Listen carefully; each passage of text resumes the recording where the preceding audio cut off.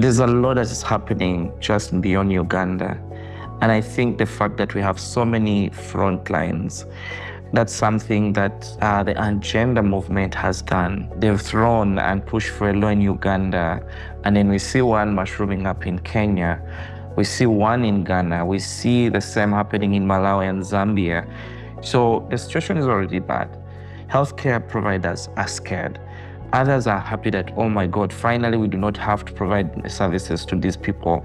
We have seen landlords who are now writing letters and saying, I'm evicting you from my premises because you're homosexual. But also people are scared. So this could also be two-way. People do not want to be held liable because that's like 20 years of imprisonment because you're housing an LGBTI person. Just looking at only, for example, like the hotel industry, where hotels are supposed to report landlords. We are talking about real estate, like framing it in the economic context. I think the bank needs to have a dialogue with our government, and our government needs to act. And the action that needs to be done is nullifying this law, because it's not good at all for business. Our partners internationally have really stood out. For example, on the African continent, we have seen activists and politicians in South Africa speak out.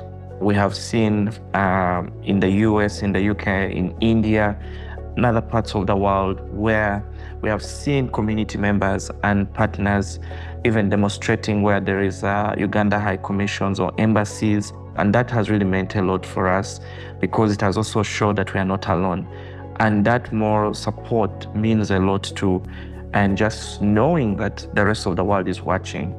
And I think this is why, as a community, we continue to do the work we do, because we know that we have a lot of support out there. We need to come together. I think dealing with the individualism, because this is just beyond an individual or a community in Uganda or a community in Ghana or anywhere. I think this is an issue, especially like for Africa. I think this is the time more than ever that we need to be united.